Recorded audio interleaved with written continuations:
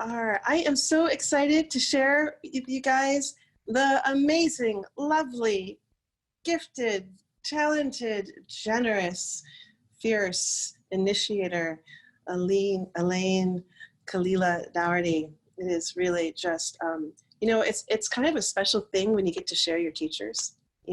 It's like a really special honor. And Elayne is an adorned priestess in the 13 Moon Mystery School that I had the great honor of getting to go through one of her in-person circles. And as I walked into that circle, there's an opportunity to make a declaration. And somewhere in there, I knew, and even though I didn't even know what it meant at the time, to step fully in commitment to the path of being a storyteller. And obviously in relationship to the divine, because that was the container that we were in. And it kind of blew the lid off for me. And it really was this crossing over the threshold and gave me the tools that I was needing to be able to stand in my own self-authority to claim that which was wanting to come through me. So, talk about being able to share your gifts.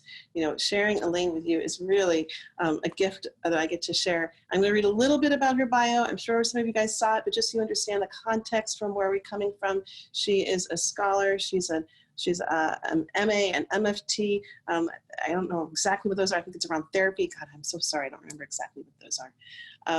She's been on the path of passionate service for over 20 years. And she's really been inspiring women around the world to unleash their leadership skills and to step into their full potential. And she specializes in helping women tap into their deepest wisdom and enabling them to harness their own transformational power to be more effective and whole in every aspect of their lives.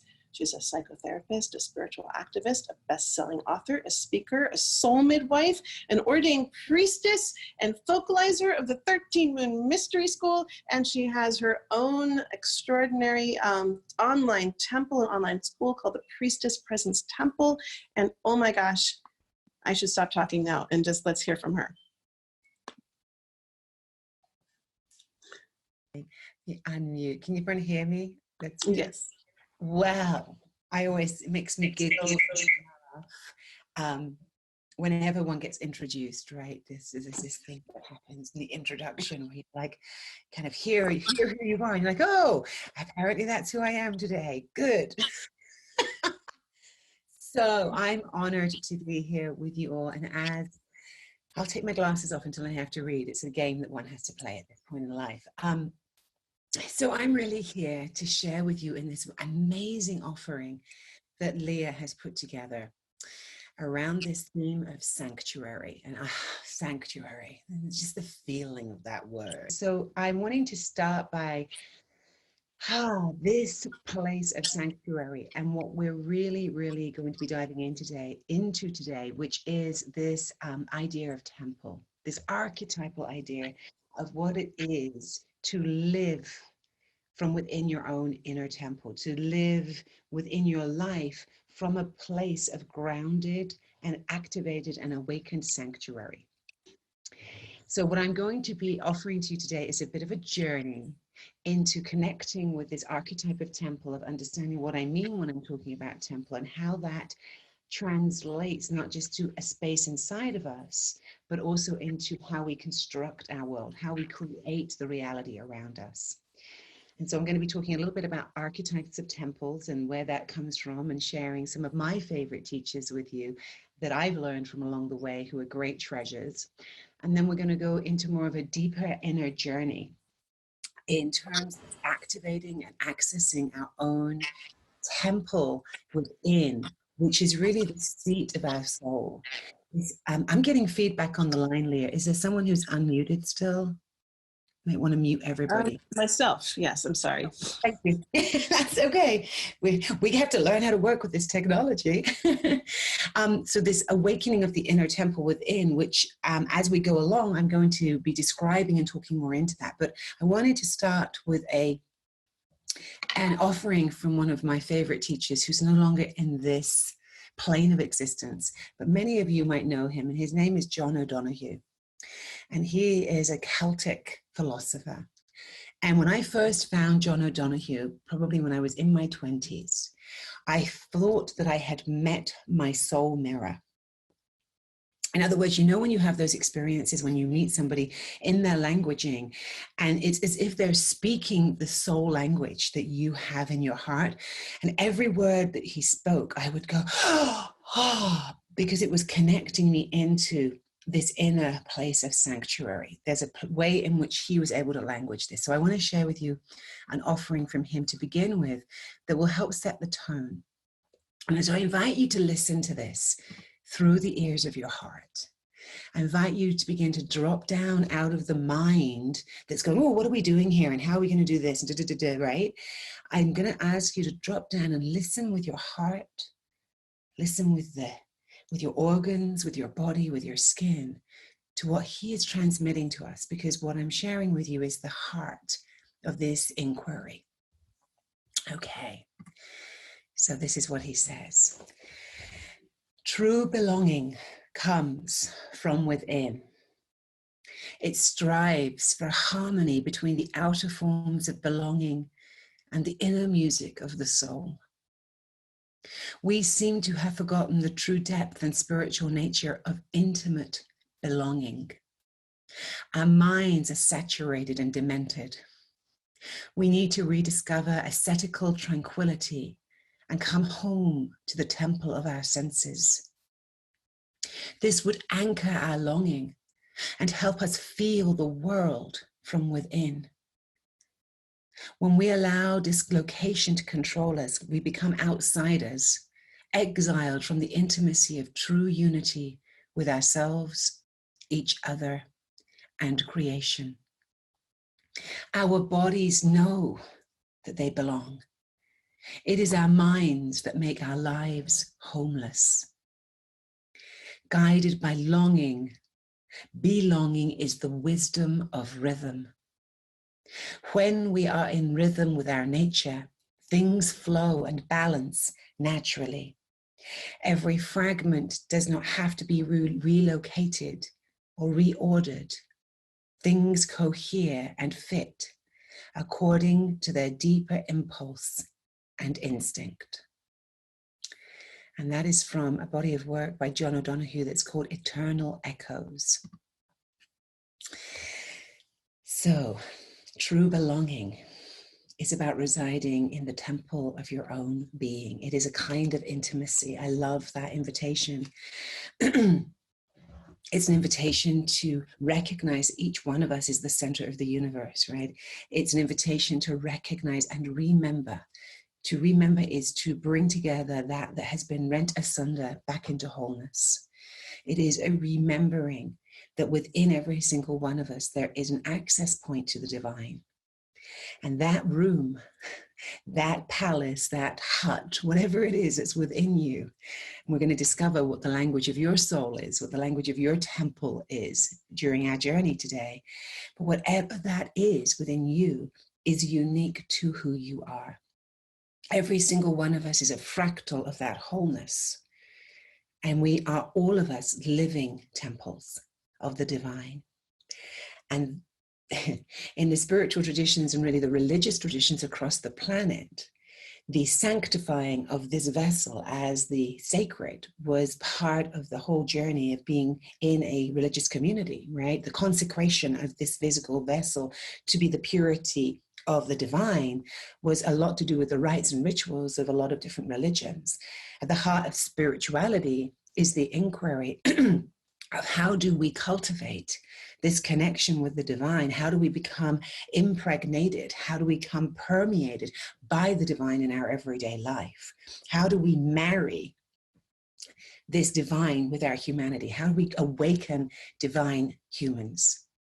And I think there's a context that I want to speak to for a moment before we go deeper with the temple archetype, which is we are in a moment of incredible challenge in our world. The external realities, the structures, the mammoth structures of our cultures are slipping, beginning to become malleable. They're beginning to disintegrate, to dismantle. right? This is what we're seeing all around us as we look outside into the world, whether it is through what's happening with the coronavirus or what's happening with the racial issues that are coming up, the white supremacy, the systems of oppression, the systems of slavery and enslavement, this this ideology that we've been swimming in for the last few thousand years of master-slave complexes, right? All of that stuff, mammoth systems of control and ideological imprinting is starting to become really distorted. You all notice that? Like there's a massive distortion that's happening as the earth herself is going through a transmutation. So this idea of fractals is as above, so below, as within, so without, that what we see out there is also happening in here because we are not disconnected. We are part of the same being. We are all being transmuted right now. And it is intense. And I don't know if you all are having this experience, but a few weeks ago here, I hit my edge and was completely overwhelmed by the state of the world, by what was happening in my own family, by what was happening within my temple work. It was just blowing up, right? With this conversations, and necessary conversations, but difficult conversations, ones that were throwing me off center, that were bringing up so much shadow, so much history of enslavement and the master slave complex and all of the colonial, everything was just like up in me. All the stories, right, that we've carried from our families and our blood lineages, all of that. And as I look around me, I see people going through disintegration. Relationships are ending.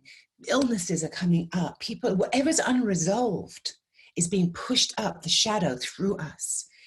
And so now more than ever, and I was so excited when Leah said she was going to be teaching this class, because I was like, yes, that feels really right on to me. We need to cultivate the sanctuary of our own being.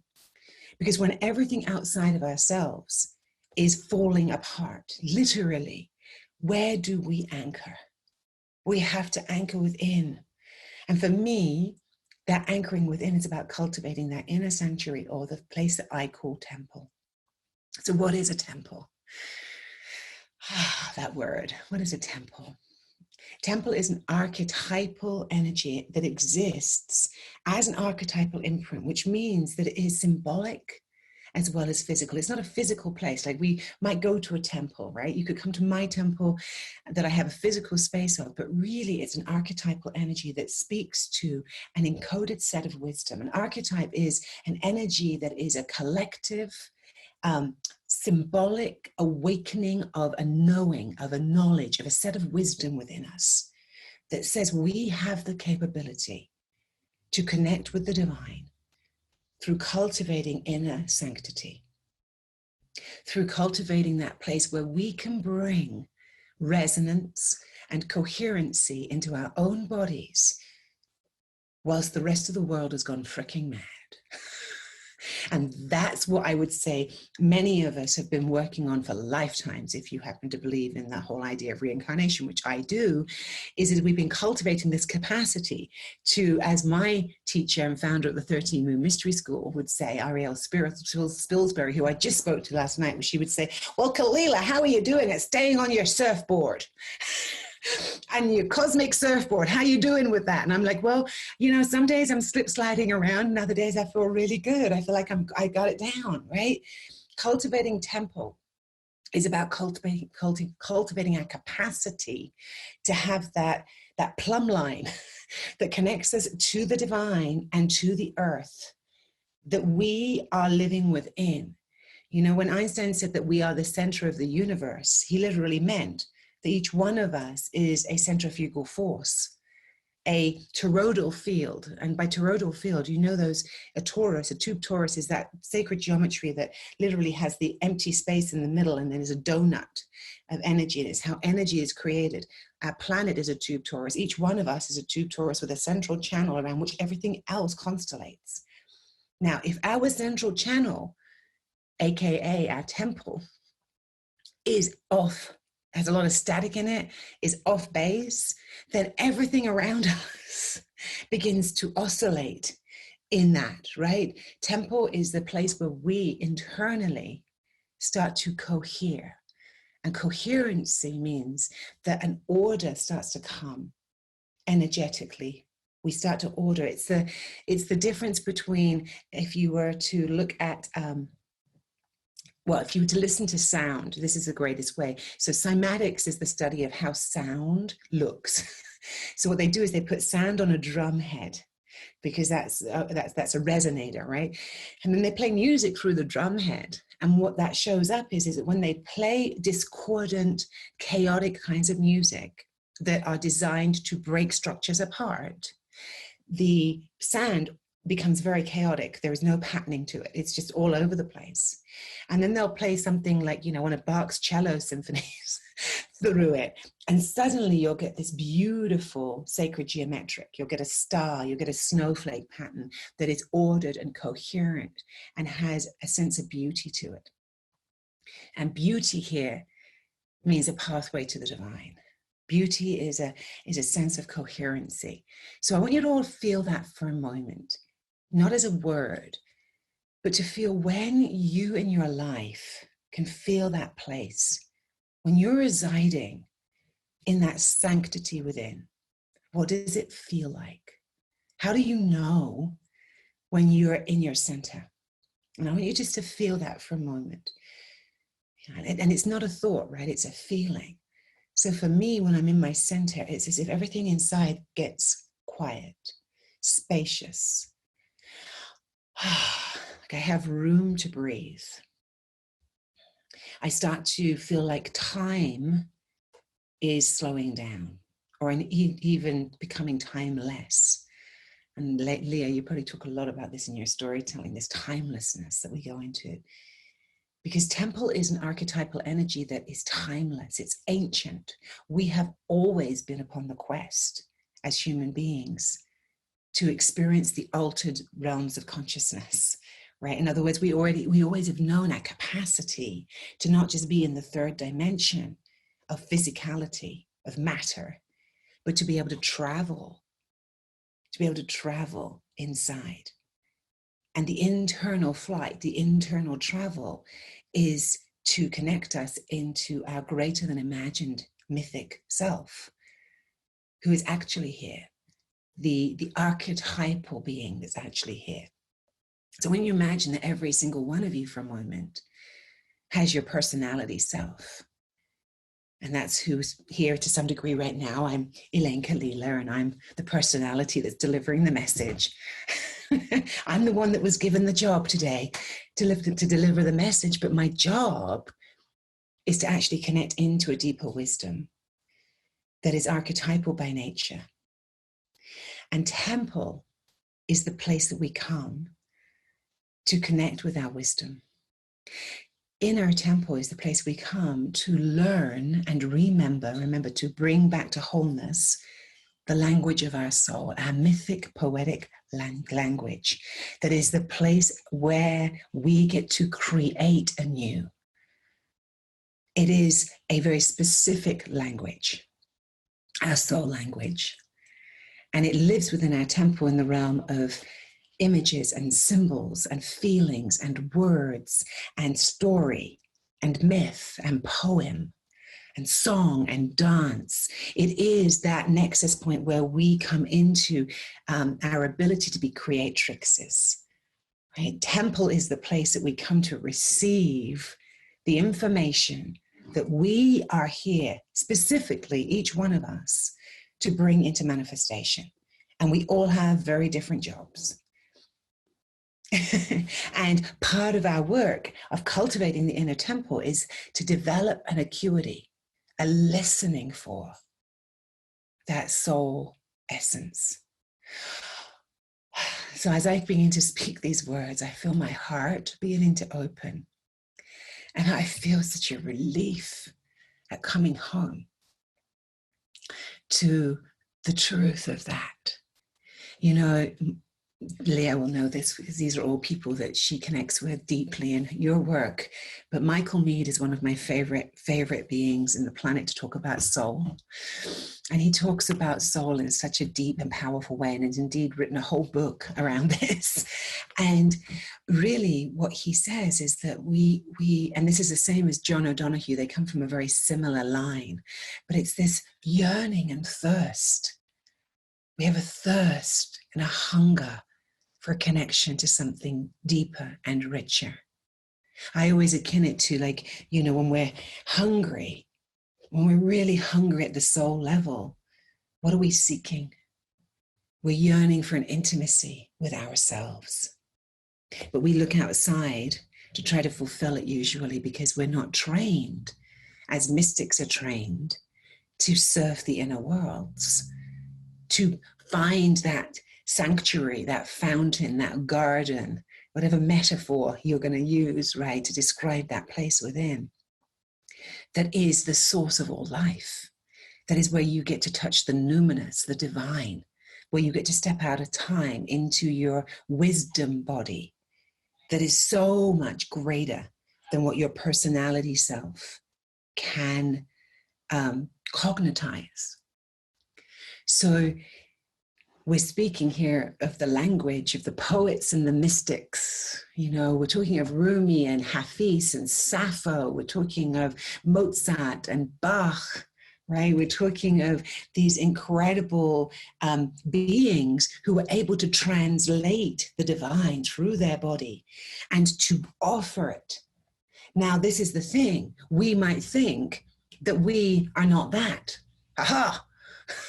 Well, I'm not Bach and I'm not this, right? I'm just an ordinary being, and I'm here to contest that. I do not see any of you as ordinary beings. I see all of you as extraordinary beings who have maybe not yet remembered just how extraordinary you are. And then why do I say that? Because when we plug into the inner temple space of our own being, that sanctity, that sanctuary, when we really allow ourselves to be nourished by that sustenance, the inner, and this is the metaphor I always use, the inner garden begins to bloom. And every one of you has different medicine and different flowers and different herbs and different food in that garden, different trees, different plants, different animals that want to be part of who you are. This has gone on for time immemorial. This is not new. This is one of the most ancient sacred technologies that we have. You know, it comes through the shamanic lines of our ancestors. It comes through the oracles and the priestesses and the magi. It comes through all of the medicine people, all the wisdom keepers and midwives. It comes through all of the different ley lines of lineages that are in our blood, that are in our viscera, that connect us into this sanctity that stands out of time, that we can choose to cultivate. Now, you know, most of those lineages that I've spoken, and I stand up as a priestess in this lifetime, reclaiming my lineages, right? Reclaiming the sacred lineages of the divine feminine. That's part of my temple. That's how my temple is wired, right? And each one of us has a different flavor based upon where we were born and who our parents are and our blood lineages, right? Even if you don't really know what those are, because your family is here from in the Americas and didn't, you know, continue the old ways from wherever they came, that blood still runs in your veins. You know, they have done studies now, and this is particularly to do with trauma, but it's speaking to genetic traits, right? It's speaking to genetic information, where they have seen that we carry experiences, not just physical and emotional, psychological traits, but what we have experienced in terms of how the body of our lineage has experienced being in this world. Up to 14 generations, they've tracked back trauma in the body through epigenetics. Just think about that for a moment. That means you're carrying the story of your great, great, great, great, great, great, great, great, great, great, great, great, great. I mean, you can't even cognitize 14 generations back. That's a long time, right? Like if you were to do your genealogy, most of us couldn't get back 14 generations, even if we tried. But you have them, and probably way further back, we don't have the research yet, right? On a mythic level, we go back to the first person that ever was. We go back to the first mother that ever was, and the first father that ever was. We carry that. And so when we begin to cultivate an inner temple, we start to awaken these memories. Memory not in the mind, but memory in the cellular nature of our being. And we might say, well, Kalila, why do we care about that? Haha. Well, as one who feels like I'm here as an ancient record keeper, what I would say is that when we begin to awaken our earthly realm, we also begin to awaken our galactic realm, the stars from where we came, and the elemental realm, knowing that we are made up of earth, air, fire, and water, just as everything else on this planet and the entire solar system, galaxy, and universe beyond. We are the same stuff. And when we begin to awaken it with the light of consciousness, a transmutation starts to take place. And we go from being a human to being a divine human, which means really an awakened human who understands that we, each one of us, are a creative nexus point. We are like a universe giving life and creation to all these things. And the more conscious that we become of marrying our deeper wisdom of the ages with our current actions as a human in this moment of incredible challenge, right? We would say that we are actually at the end of a civilization. Anyone feel that right now? I mean, like, we're at the end. We can look back in history and we can always see these moments when a civilization was falling, and it has the same entropic hallmark, right? Which is basically that things start to disintegrate. And we're seeing it. And many of you have seen it before. Many of you have experienced the ends of civilizations before. And you know what it is that you came for at a deeper level. When we cultivate the temple of our own being, we don't just cultivate coherency in our own lives. We begin to plug into how to create order, harmony, coherency, flow, right use of energy for the entire planet. Because each one of us is a cell of her body. So I want you to feel that for a moment.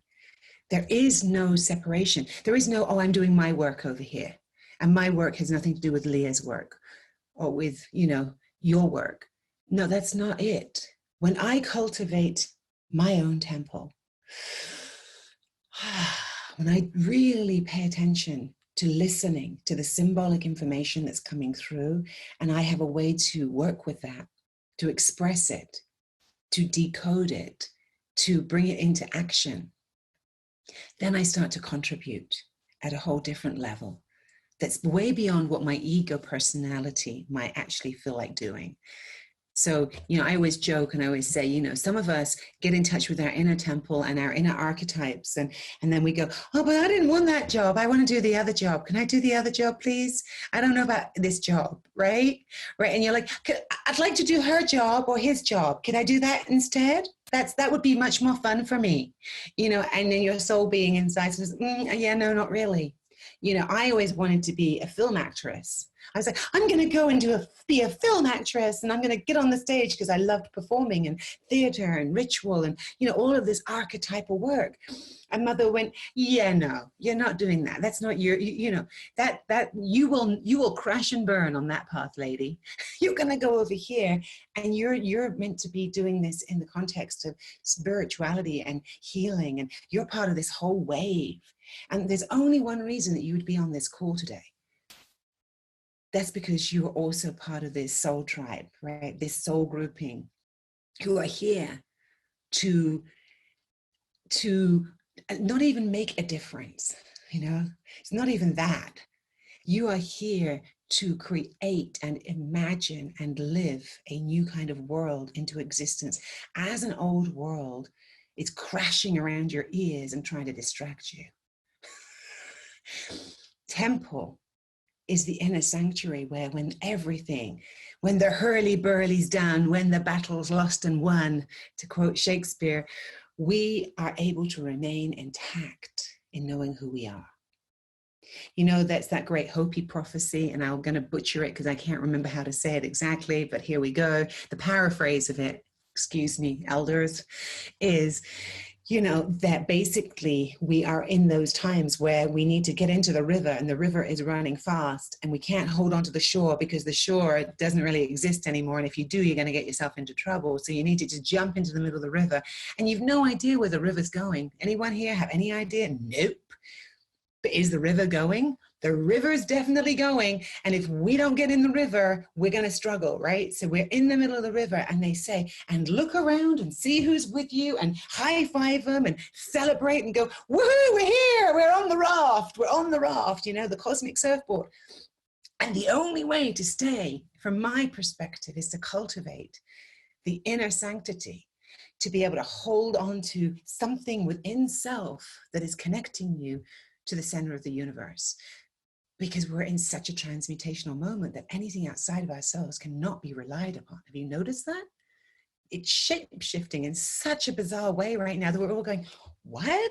Like every day I go, one more piece of information that kind of, that goes, right? And you're like, oh God, what's real? Ah, there's the question. Come to the temple of your own being. And that's where you will hear what is real. So let's breathe that in. We're in the land of the ancients. And ancient means to stand out of time. It doesn't mean old, by the way. It means to stand out of time. When we're in the lands of the ancients, we have stopped time. And have you noticed something? This is also something I've noticed that's really fascinating to me. So since the coronavirus hit, I began to feel like time started to shift. Has anyone else noticed that? Ooh, it's really trippy. It's like I took a drug, and I may have taken some drugs, but I'm not right now on drugs, medicines, I should say. But what I have experienced, and I'm wondering if this is how, you know, I'm trying to put this into words with you all through my inner temple. I've been sitting with this. So there's two things that seem to be happening to me. One is that in the absence of being able to plan anything, because we don't know what's happening, we have no idea, right? We can't, there's no plans. Other than being online with each other, we really can't make any other plans to go anywhere or do anything. So our obsession with planning has kind of been, yeah, not doing that anymore. So then where does that leave us? Well, we were so focused on futuring that we're now here now. So as we're more here now, time seems to have stopped. And each day is this, it's like, I don't know, like there isn't, it's like, you're just like this. It's like there's suddenly this spaciousness. No one's running around anymore in the same way, like headless chickens. We've suddenly got time. There's time to feel things, time to contemplate things, time to be with ourselves, time to look at our shadows, time to discover all the things that we've been avoiding, time to look at all the relationships where we've been avoiding dealing with the shit that's coming up, right? Time to look at how we're treating ourselves and the earth, time to get real with the fact that white supremacy is really a problem and we really, really need to deal with it, right? Time to look at it and go, oh shit, that's not good. It's like we've been given the gift of time. Simultaneously, I don't know if you're all having this experience, I'm also having an experience of time moving at light speed, as if we're moving really, really, really fast. And I'm like, was it just last week or was it 5 years ago? I can't even remember anymore. When did this virus even start? How long have we been doing this? Was that yesterday? That feels like it was a year ago. You know, that feeling of like so much happening in one day that you kind of get to the end of the day and it's like, whoa, I've lived like 10 days in one today.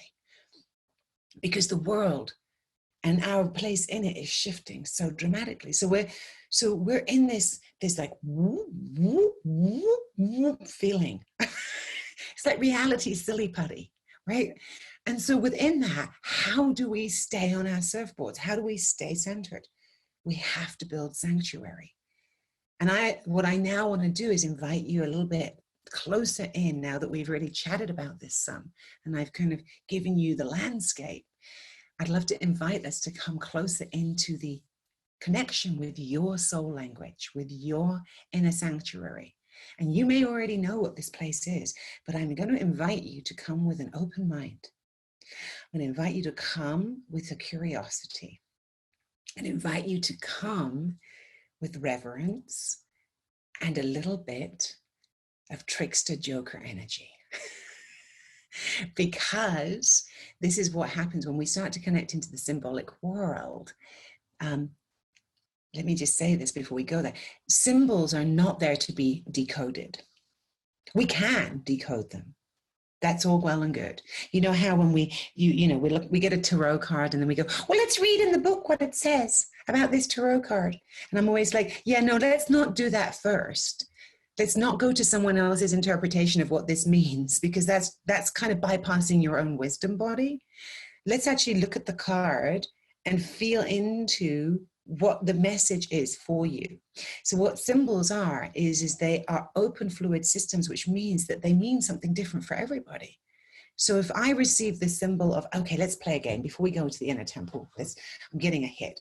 I've got my trusty 13 Moon Mystery School cards here, oracle cards. Let's see who wants to come play with us for a moment.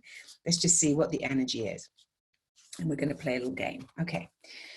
So the way we play this game online, because I can't get one of you to choose a card, is I'm going to ask you all to focus your energy for a moment and help me choose a card for us. We're going to choose a card for all of us. It's a group card. Okay, here we go. So, all right.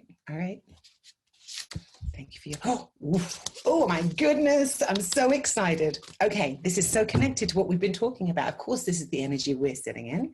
You want to see this card? Can you see that? It is the word liberation. Oh, imagine that. Are we really here to be liberated from all forms of enslavement through accessing our inner temples? Yes, we are. This is the energy of the creator, destroyer, preserver. In the Hindu tradition, she would be Kali Ma, the creator, destroyer, preserver, who is simultaneously destroying that which no longer works and picking up the seed of what wants to be created and creating it, and then preserving the essence of what's real. If we're not doing that, I don't know what we're doing, right? Okay, so that image and that symbol is the soul language that we are talking today together. So each one of you is being asked right now to think about, to feel into, not as a decodement, but how are you creating and destroying and preserving in your life right now? Not you, but since the beginning of Corona, I've been looking at what is it that's really important. Have you all? Right? What's actually important? What do we actually need? What are we? Where's the food source? Where's the water source? You know, what land am I on? Am I honoring the land? Am I connecting in with the rhythms? Who are my community? Who are the people who have what resources and what capacities? You know, what soul gifts do they have that could be helpful as we go through this shift? Who are the people that I want to stay connected to? The resources, right? Okay, so that's not my soul language. This is an archetypal energy that's coming through for all of us as a message right now today to say, yeah, you're right. That's where you are. Congratulations, right? So symbols to demonstrate this fact, this will mean something different for every single one of you. I don't know how it's showing up in your life. I don't know which phase of creation or destruction or preservation you're in. I don't know how you're processing that, but each one of us could probably spend hours sharing into how this energy is showing up for us right now, right? As an oracle, as a symbolic information. So as we go into our inner temples, why I'm saying this is because, you know, you're going to get images and symbols, maybe animals, maybe colors, places that are going to arise to you. And our mind goes, oh, why is that here? And what does owl mean? And what does lizard mean? And what does this mean? And we're going to look for interpretation. So I'm going to ask you to not do that. I'm going to ask you to not try to interpret. I'm going to ask you to feel fully.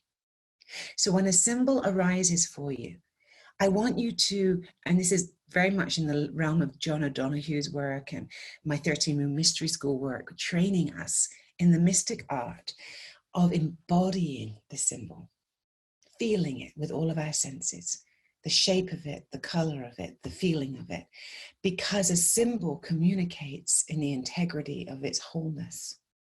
Does that make sense? Like it's working with you as a medicine. So if you receive the symbol of the solar cross, for example, or a fox, or whale, it's like you don't need to dissect that in order to receive its wisdom. So that's just an invitation for you. However, you can totally play with it and write stories about it and embody it and speak as it and play music for it and dance with it and engage with it through the creative senses, right? That's how we play with symbols and allow them to be intact. In other words, we don't reduce them to a psychological interpretation. That's fun too, but it's not really the game, okay? All right, so are we ready? I'm ready. So I'm going to begin by, which is what I always do before I go on a journey. And you might want to do whatever you do before you go on a journey, whether it's light a candle or breathe a little bit. I myself bring in the anointing oils because I work with essential oils as journey guides. So this is this is a temple oil that I'm a temple keeper of.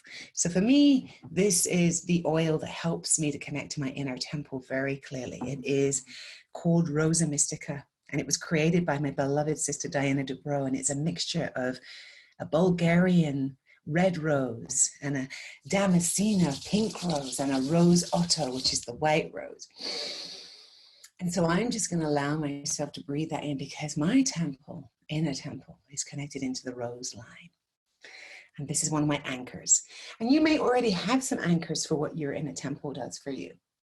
Maybe different smells, things that you already know start to bring you into a space of receptivity.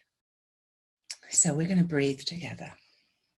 And I'm surrounded by my rose garden already, which is part of how I begin to access into this space.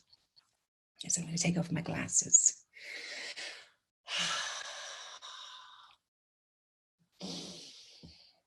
So I'm going to ask you to close your eyes. And I'm going to ask you to take a few deep breaths with me.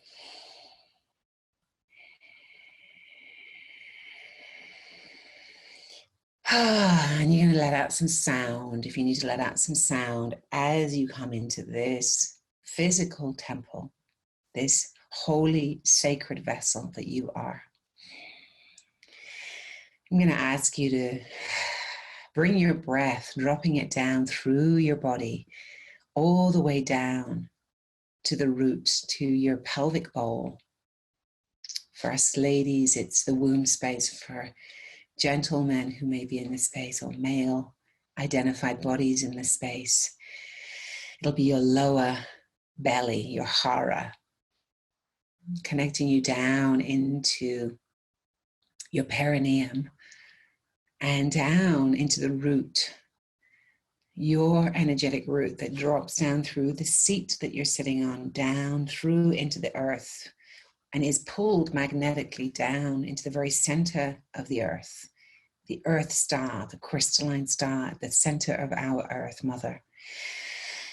And as you feel that root being pulled down into the mother, just letting yourself feel anchored there. You might give it a little tug.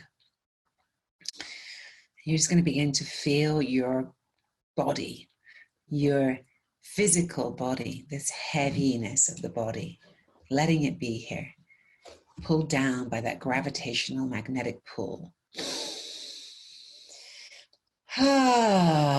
Letting go right here, letting go of being in control of it all, letting go of having to know, letting go of even what you're meant to be doing, and just being open to being guided.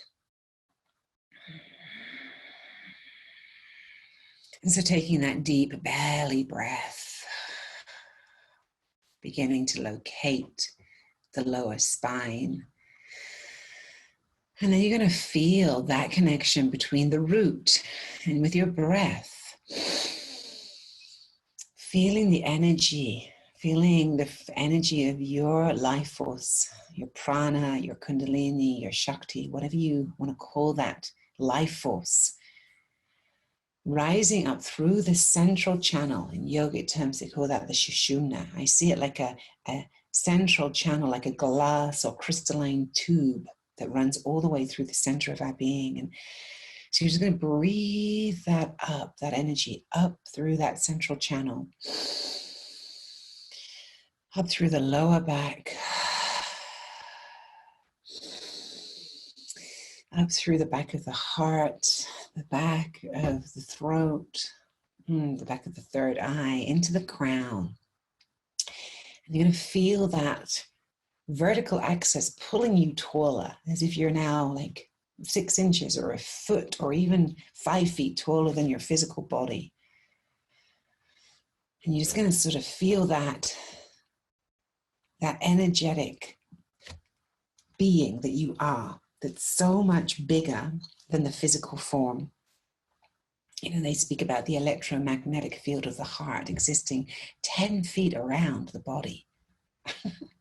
So you might just want to plug into that. And you're going to feel that central channel just running with energy, both upward motion and then from the crown downward, pulsing within you, a rhythm of your own belonging. You may feel this gentle wave going up through your spine, this wave of the ocean of the fluids of your body beginning to come into a coherent rhythm as you bring consciousness and you bring your focus there. You're already beginning to activate the coherent field by allowing the mind to become spacious and connecting into the oceanic rhythm of your body, of her body, of our body.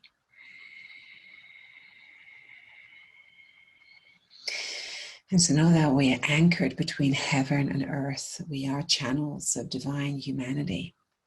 We begin to call in our ancestral lines. We call in all of our blood lineages. Call in our mothers and their mothers before them, the grandmothers. We call in our fathers and the grandfathers. We call in all of the healers and medicine people, oracles and seers of our lineages. We call them forward even if we do not know who they are. We welcome them. We welcome all the benevolent ancestors who would serve us in connecting into the richness of this inner temple. And we thank you for being here. We call in the spirits of the land upon which each one of us are sitting. I give thanks to and honor the tribes of the Nisenan people, whose unceded territory I happen to be sitting on. And so if you know, you might honor those people. And then we call forward any of the spiritual lineages that you are connected to, any of your guides, any of your animals or spirits that you work with. We call all of them present in service to this entrance between the worlds. And we bow to you and we thank you. So feeling the presence of this collective, of this soul group, the knowledge, the wisdom of our interconnection, the mycelial network between us. You might just feel your root system stretching and connecting into the roots of all the other beings who are here called present in this moment, creating a crystalline network of intricate connection, neural pathways between us, where the medicine that each one of us receives is not just for ourselves, but is being gifted to all who are here present. And where what we receive comes from the collective mycelial network through us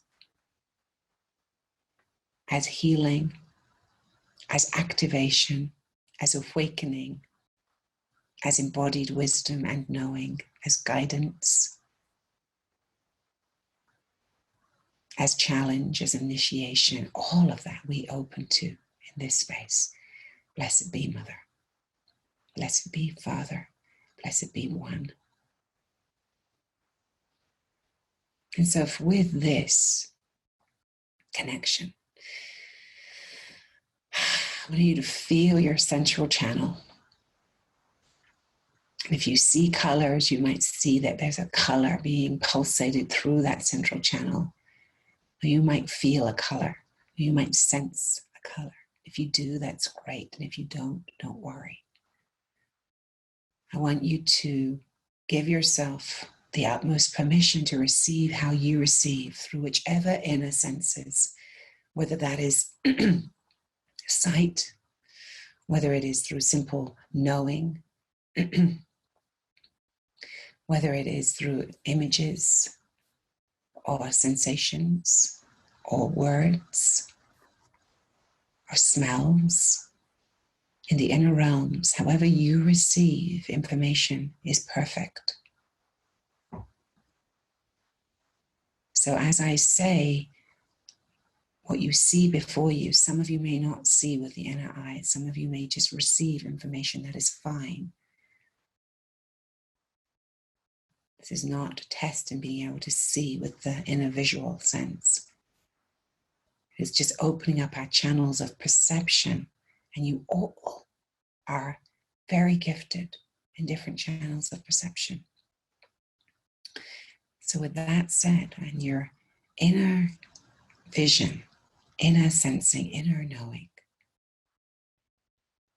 I tend to use the word vision and sight because that's how I see, but please don't assume that that's the only way. That's what I'm saying here. So we're ready. So in your inner sensing and seeing, I want you to see a pathway or feel a pathway in front of you. You're going to begin to feel your feet upon that path. The earth beneath it, and you're going to notice what kind of earth. It could be rocky, it could be sandy, it could be smooth, it could be grass. And this pathway stretches ahead of you and it leads you toward a deep, ancient woodland forest. And so you're going to begin to walk along this path, feeling the air upon your skin and the sun warming you. Each footstep, you're feeling your feet connecting with the earth of this place. Each breath through your nostrils, you're feeling and smelling. You're hearing the sounds. And whatever you're receiving, just receiving it. As you walk further, you begin to enter the woodland. And this is an ancient forest, and you can feel the depth of the roots beneath your feet, the mycelial network of the medicinal mushrooms, the composters activated and awakened, all of the flowers, all of the herbs, all of the green beginning to envelop you, the sounds of the birds, the rustling, the presence of the animals. You're going to breathe in through your skin this oxygenated air that is heavy with the scent and the feeling of that breathing, as if you're breathing with the forest, feeling your place with it. And the pathway begins to deepening into this ancient land. You notice the kinds of trees, the colors, the sunlight. You notice everything that comes across your path, whether you feel it or sense it, taste it in the air. We are going and entering now into the realms between the worlds, parting the veils. As every ancient myth and story that goes into the woods, into the ancient forest, on a quest to come into connection with a deeper truth or a deeper wisdom. And as you round the next corner in this path, on this journey, you begin to look ahead of yourself, and it's as if you are starting to see between the veils, as if there is this energy of a photograph that's being developed, and it's barely coming through into the visible realm, but it's right there, just beyond the veil. You can feel in your body this calling toward what is beginning to take shape in the physical realm in front of you, into form. And as you clear your vision and clear your senses even more, you begin to see that there is a building of some kind up ahead of you. And I want you to stop and really look and see what kind of structure is taking form. It could be a beautiful white alabaster temple, or it could be a hut, could be a crystalline building. It could be built out of any material, any crystal, any form. Just notice what you're seeing or feeling or sensing as it takes shape, seeing the shape of it, the shape of the roof, how big it is, the colors, all of it is beginning to communicate to you the feeling of this place, the energy of this place. And so as it continues to take form, or you get the feeling of it, you're going to begin to walk closer. And as you walk closer, it begins to materialize even more strongly. And you start to smell the smells and hear the sounds. Maybe there's music playing, or maybe there's different kinds of birds. Maybe there are flowers that are growing that you can smell. Jasmine or roses or gardenias. Maybe there is the sound of water. Whatever is appearing to you, you begin to just receive it. And as you receive each one of these pieces, just say thank you, thank you, thank you, thank you. I receive. And so when you are ready, you're going to begin to approach the doorway, the opening of this beautiful building that is your temple. This is your space, your soul sanctuary, designed expressly with you in mind and heart, created by the deepest aspect of your own soul being in a language, in a form that is expressly for you, that is unique to your own language. And so you're going to walk toward the doorway. You're going to see how that door appears to you, what kind of door it is, how big it is, what it's made of. It could be very humble or very grand. It could be encrusted with jewels, or it could be simply a beautiful wooden door or a glass door. Whatever it is that appears, you just let it appear. There may be symbols on the door. There may be a bell, or whatever appears. There may be a name on the door. It might be the name of this space, or there might even be a note for you with your name on it saying, "Welcome home." You just let yourself see what you see, feel what you feel. And so now we're here, and it's time for you to open the doorway or walk through the doorway. So I'm going to invite you, when you're ready, to go ahead and open the door and step over this threshold to the inner sanctuary, the inner sanctum of your temple. And as you do this, you're going to begin to see the shape and form of the inside of this temple. And be completely open to what you may receive, the colors, the shapes. You might see if there are beings in there or furniture, or maybe it's completely empty and open. Maybe there are certain colors, or maybe there are smells or sounds. Maybe there are animals or birds. Whatever you begin to see or feel or sense, let it begin to open itself to you. Be curious and grateful. Thank you. Thank you. Notice where you're drawn to be inside of this space. Notice how it feels. Maybe there's somewhere you're being called to sit or lie down or stand. Maybe there are other beings in there that you are drawn to. Just notice what appears. This is all for you.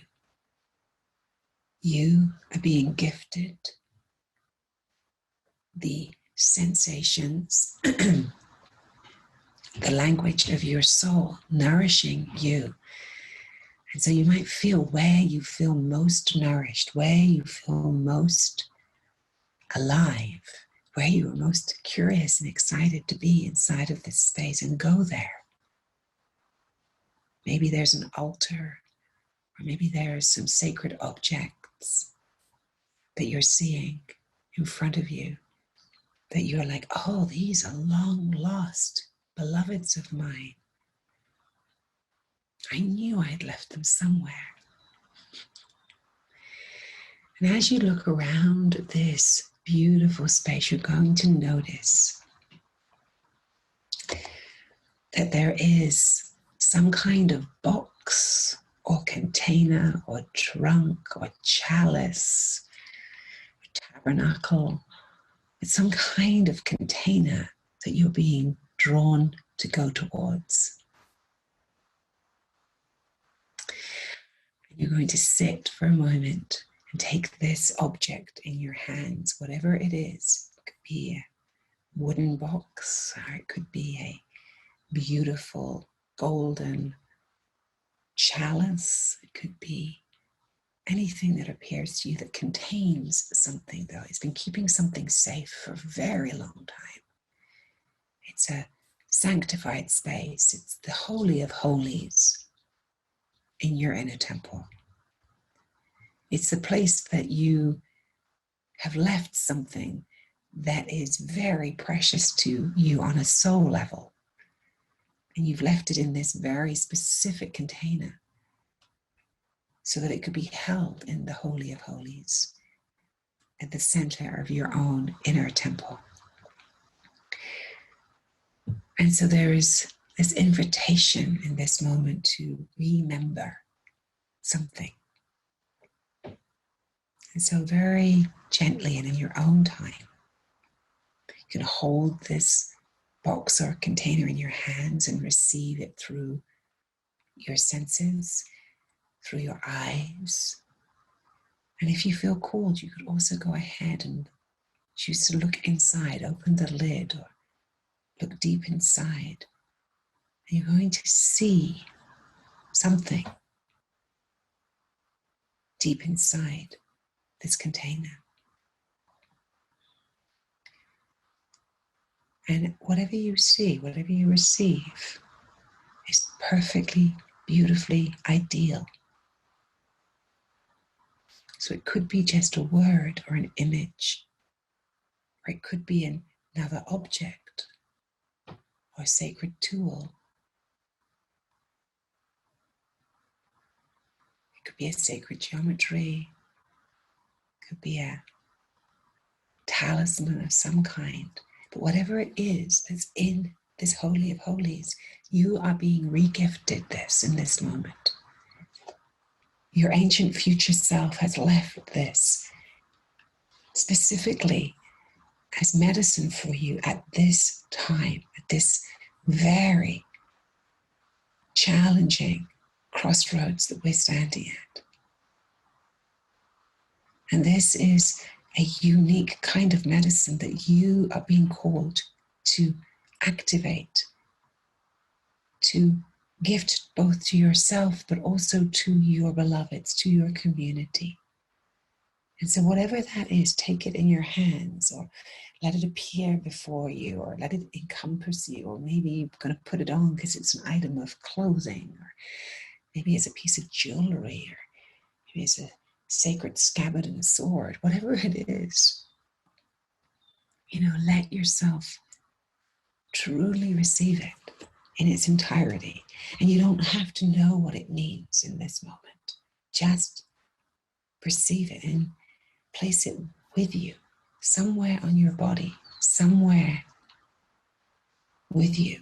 You may be inspired to put it on or place it within you if it's an image, to feel the power of it, to feel curiosity and openness, to feel what begins to arise. You may, in this inner temple space, be guided to start to move with it, or to speak as it, or with it, whatever it is. You may be guided to sing in this inner temple space, or to write something down in your inner temple space. Whatever you see, or however you feel called to move in this in-between realm, let yourself be guided. This is your space. This is your sanctuary.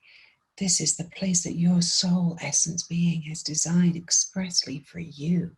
It contains all the medicine, all of the healing symbols, all of the power, all of the messages that you could ever want to receive are accessible here in the language that is uniquely designed for you, that is unique to your constellation.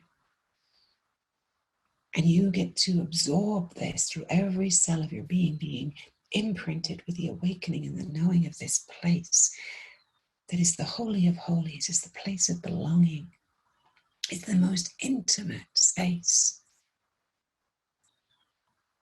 That is the deepest soul food, the deepest nourishment that you've been seeking your whole life. It's right here. It's like a banquet or a buffet of the exact foods on the soul level that your being requires in order to come to full maturation and bloom in this lifetime. It's all here in the sanctity of the Holy of Holies, at the center of your being. The kingdom of heaven lives within you. You are sovereign in this space. You are connected into the divinity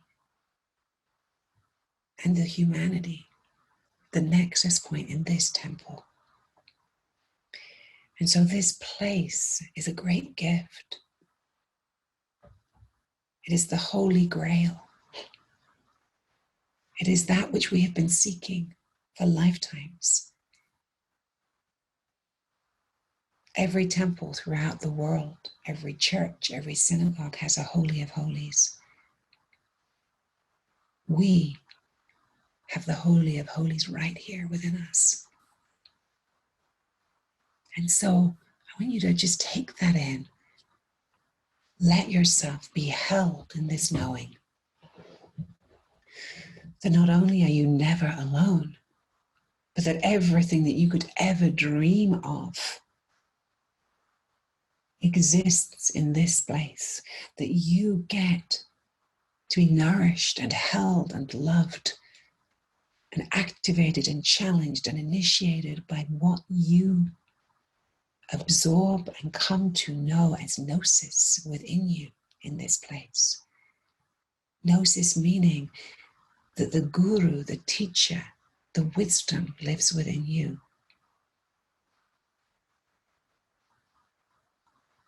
There is no more seeking outside.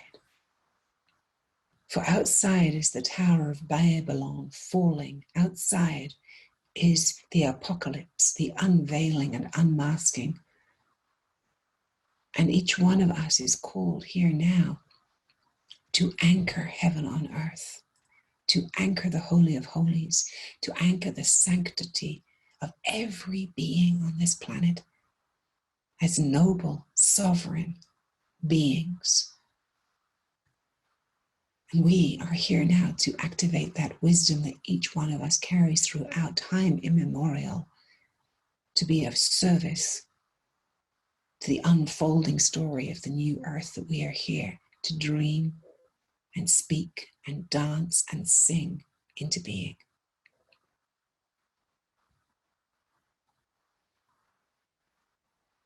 And so feeling everything that you have been gifted in this space, and knowing that you are now residing here in the Holy of Holies, that you are not just able to come back here anytime, but that you actually live here. This is where you live internally. It's where your home is. It's where you belong. And just feeling that anchoring into your memory, into your remembrance right now.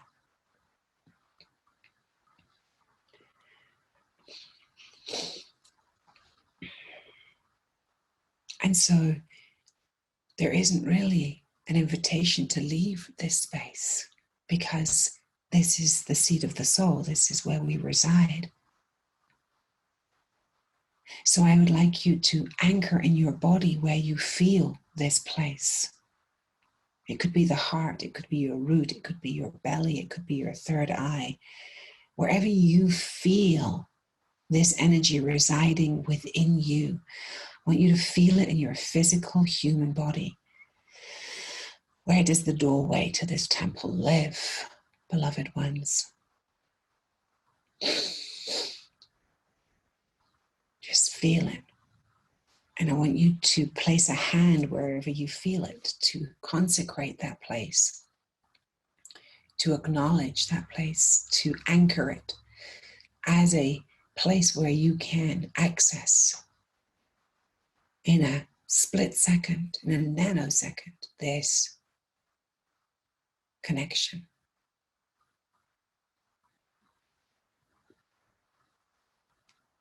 And so as you do that, you're feeling now your physical body. I want you to stay connected to your inner temple, this sanctity, this place that generates such wisdom. And at the same time, I want you to wiggle your toes. And I want you to begin to move your body a bit. Ooh, stretch it out a little. Take some deep breaths. And you're going to begin to flutter your eyelids open. Yeah, you're going to begin to let some light in.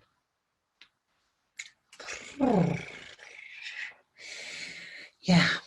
And if you have a journal or a piece of paper next to you, before we move on, I'm going to invite you to just take down some key notes. If you just want to write down, what did you receive? And it might be one thing.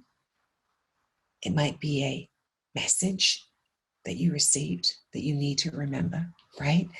Whatever it is, I want you to go ahead and just scribe it, which is, the way that we kind of anchor it in this reality. Catch it. There's this great terms of dream catchers and soul catchers, and it's like we have to sort of catch the ephemeral realm. You're all storytellers, so you know this. You can't catch a story as it passes through. So right now you're catching your soul voice. And like I said, don't worry if you don't know what these things mean yet. It's absolutely fine. So take a few moments to do that for yourself.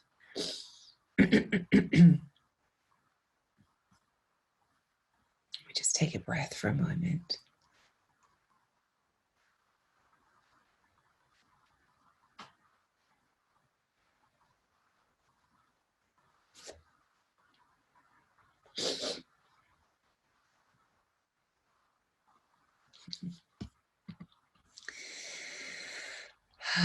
Just breathing as you do this.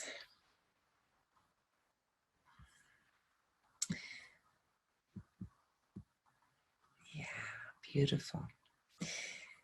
And I'm just going to read you another quote as we come back in between the rounds for you to be nourished by.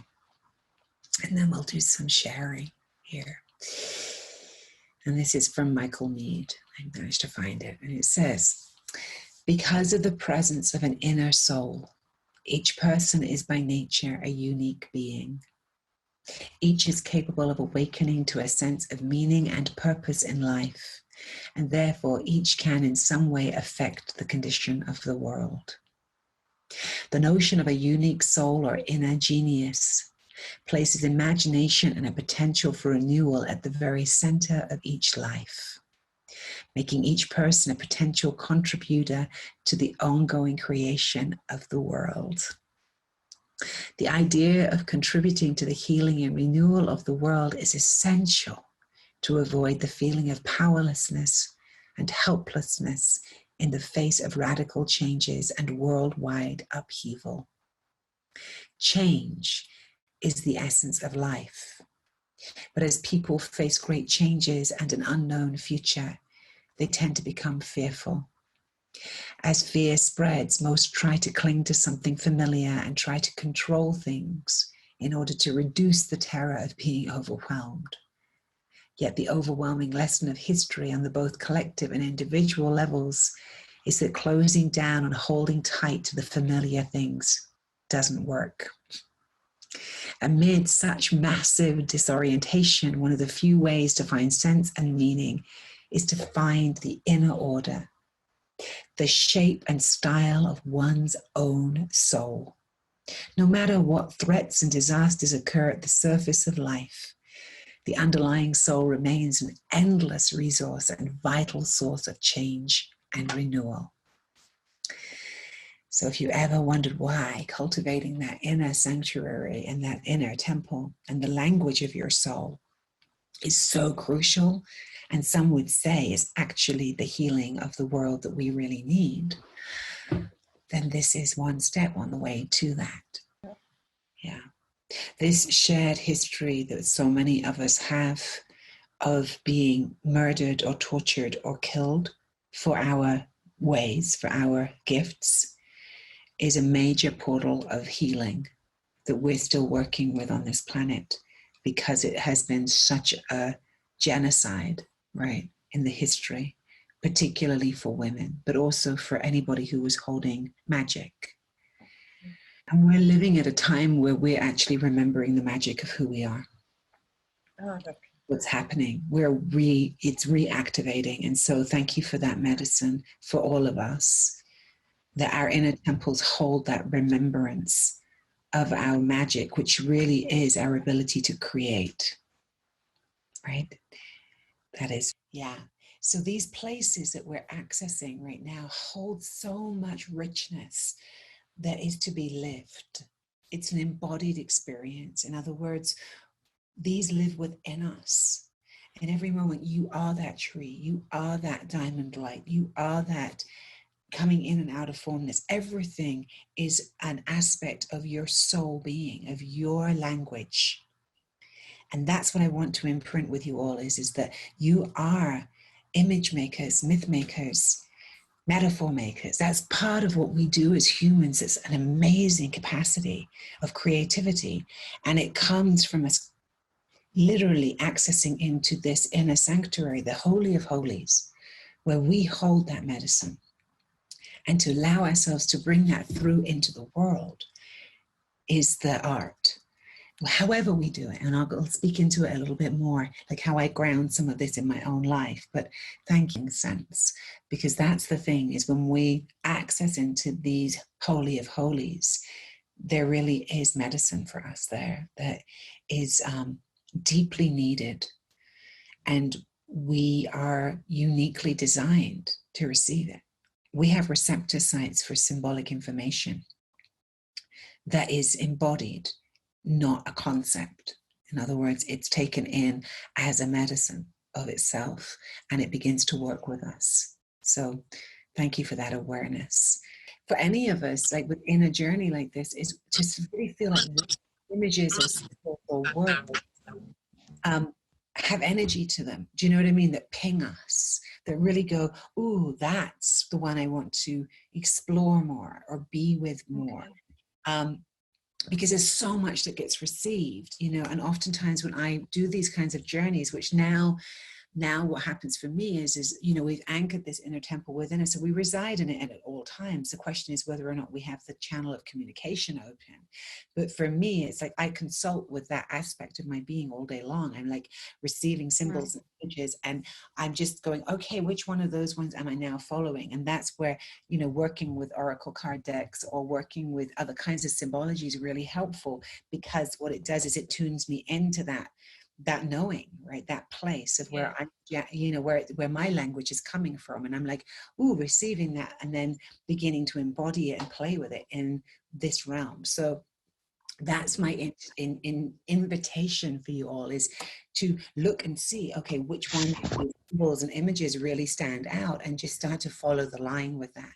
And whether you're a visual artist, or you're somebody who likes to move, or someone who likes to create collages or music or poetry or writing or whatever art practice you have, you might want to start to bring that in. You know, for me, I love to make collages, and I love to make, I'm a bit addicted to Pinterest boards and things like that. Like, I'm very visual.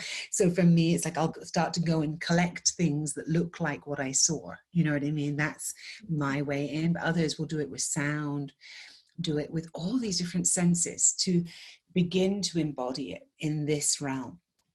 So thank you for that to share.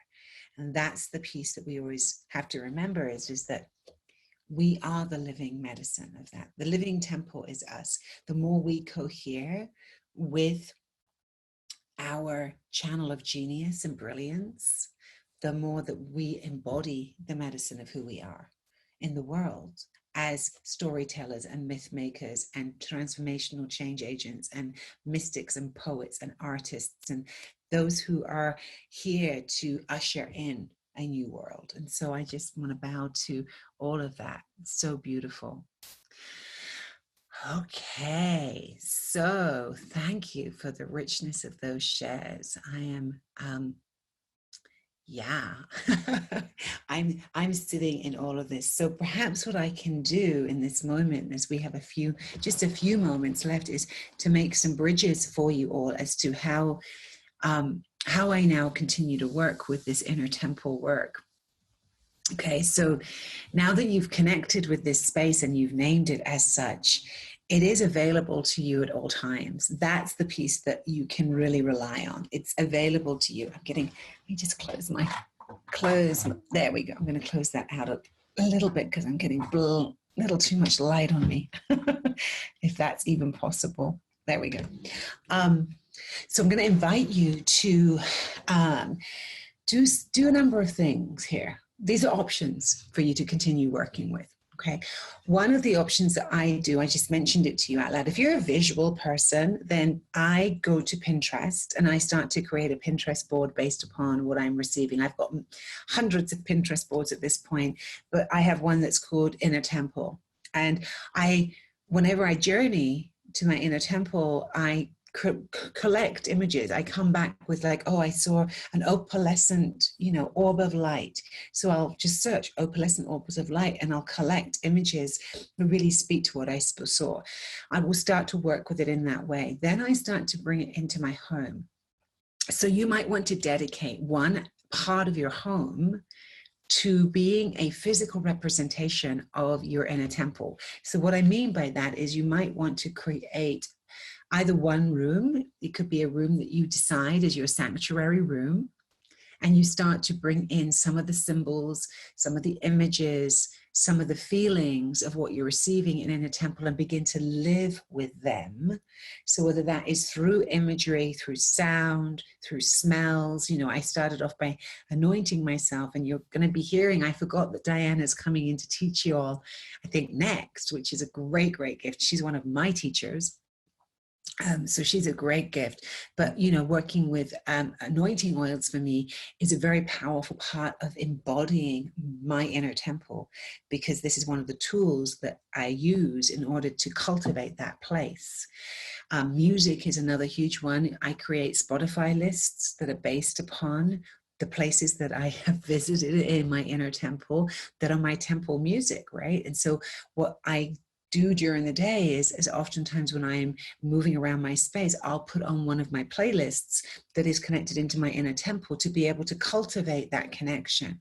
So everything we're doing in our conscious mind is about oiling the cogs of connection with our ability to be metaphor makers, to receive the deeper wisdom of who we are, of what our medicine is, of how we walk through the world at this very unsure, unstable time. You know, the Michael Mead's languaging, it's like this is the place where we access into the fountain of renewal of the earth herself.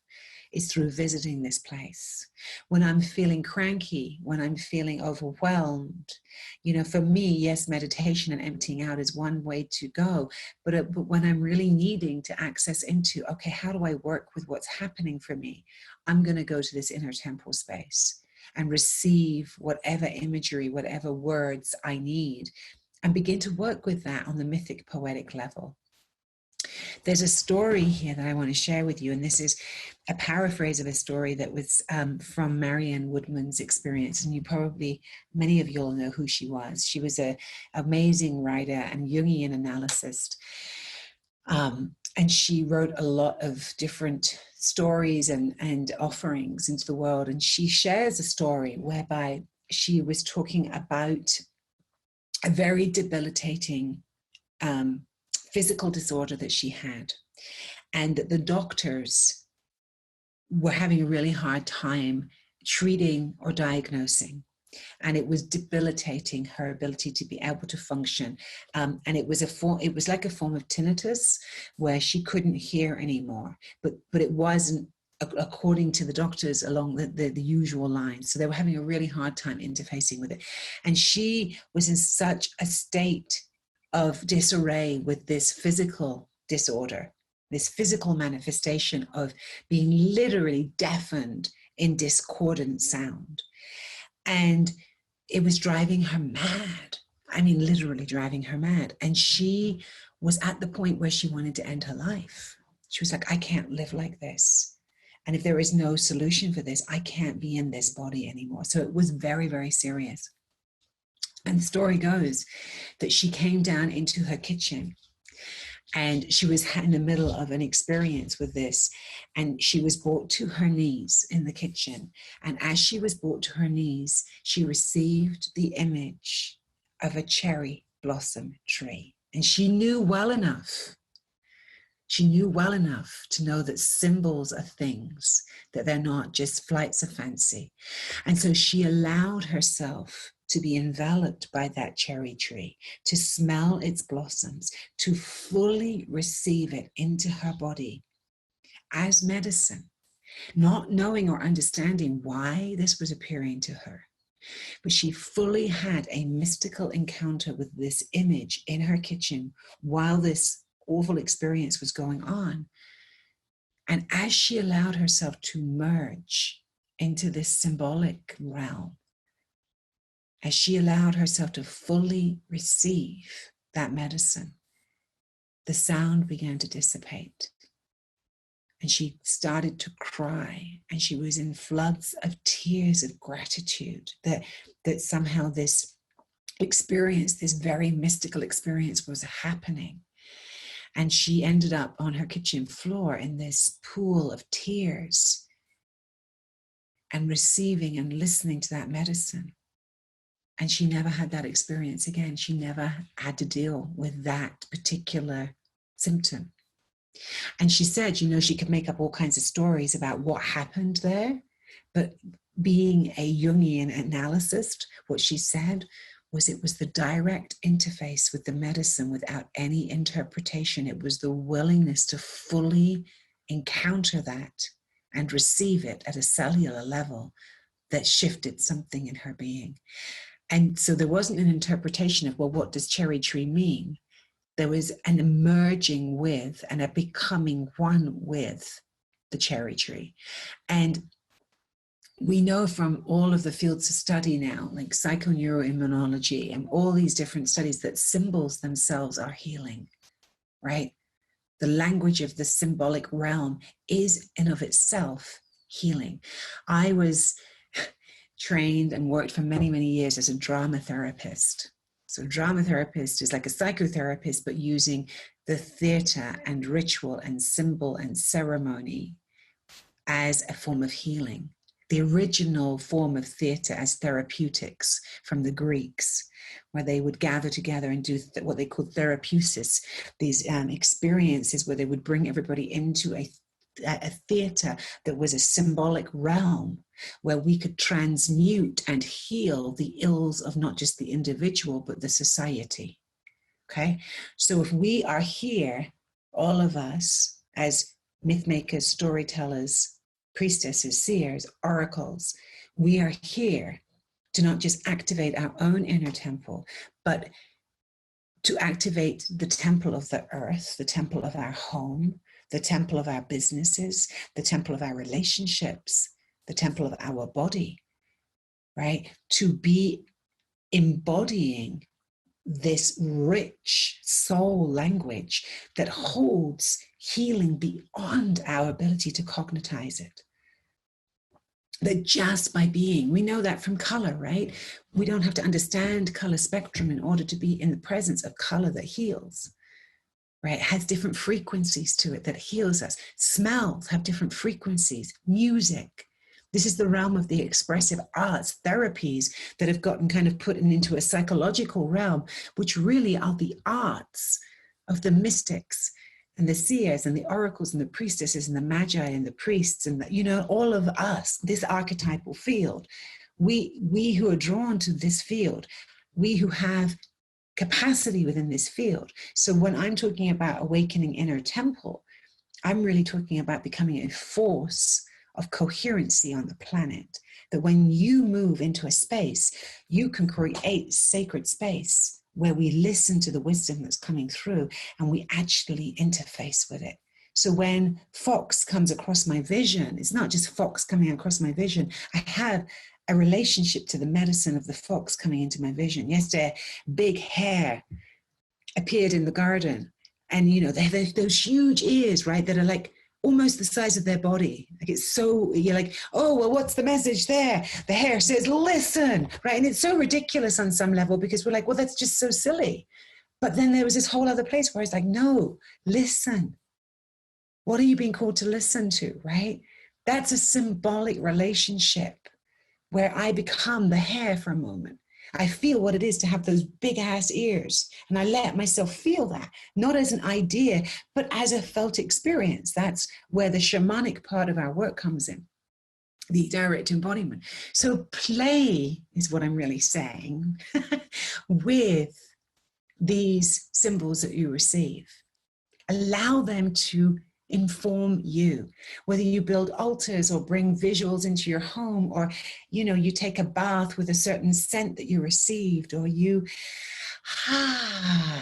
all of that richness. Our soul being renews itself through this path. So this is urgent. This is the work we need to be doing in order to come up with, to create a world that we want to live in. So I think that's about it. I think that I am. I might just share with you one last piece here. Let me just come into my document here that I have open. I'm gonna, why would one not end with one of the most profound mystics of our, not even our time, but he feels so timeless to me, which is Mr. Jalajan Rumi. And let's just go there. So he says, there comes a holy and transparent time when every touch of beauty opens the heart to tears. This is the time the beloved of heaven is brought tenderly on earth. This is the time of the opening of the rose. It's the opening of your being. When you access to your inner temple, really what you're doing is you're bringing awake the garden of your own being, right? To be shared. And others are inspired by that, to awaken theirs. And so that's the work. That's the work. And it's mysterious. There's a mystery in there that we will never be able to name. It's numinous. We can only point to it. And the symbols point toward the divine. That's what they do. The archetypal realm gives us bridges to connect with that numinous, beautiful, ephemeral part of our being and to bring it into form. That's what art is. Art is a conversation, a dialogue between your divine self and your human self in ecstatic rapture with one another, going, yes, yes, this is my language. Yes, this is where I'm at home. Yes, this is what I want to embody here. Let me create beauty from this. And in that, let me create a way of being in this world that is actually coming from love. Blessed be. Thank you so much for a rich time. Yeah. And just, you spoke one of the key principles of this course that we're in, which is like, as within, so without. Yeah. And that journey into the depth of our inner sanctuary, it's like, it begins to, when what I understand more and more is, as I claim it, and as things shift on the inside, things can't help but shift on the outside. That's and right. So we're doing this course where we are going to work with creating a sanctuary in our home. Right. And now we've been like the fecundity of what we are now building out of. And I really wanted to invite people to, if you can, bring forward this gift that has been given to you in physical form. Even if you don't understand it, I really invite you to do it, because you can get to know it in it's where we bridge the worlds between that, what is living in that, what Michael Mead says, what is in that mythic dimension, which is where Elayne just brought us to, where we could see that which is already ours. Right now, we just went to go see it, and now we're in this. How do we bring it and integrate those two worlds so that we live fully in both of them? And so, one of those ways is you can bring those objects into your world and get to know them. And I'll just say, I recently received a gift of a crystal. I don't speak crystal. I love them, of course, but I can't say that I'm a crystal speaker. And I saw one as a gift that came to me in a story circle. And I was like, oh, I happened to be going by a crystal store that night. It happened to be open. I was like, oh, I'll just go. Where's that green thing? I brought it in, and it ended up being one of the most powerful healing tools I have ever come into contact in my life. And so really that invitation of awe and wonder that Elayne said, you don't have to go to the book and look it up. It's already offered itself to you. And so you can just come and be with it in that opening that she presented. And we'll work with more tools also in terms of working with that language of spirit. Thank you. Thank you. It was so fun to be with you all and receive your medicine. And, this is the work that I'm, this is what temple is all about for me. It's about remembering the essence of who we are and bringing that forward into everything that we do in the world, and I just was reflecting as you were saying that, Leah, about bringing it into our everyday world. I have a friend of mine who's staying with me right now who's going through a breakup in her relationship, and she just said to me the other day, she said, it's such a gift to be in your space because it's a temple.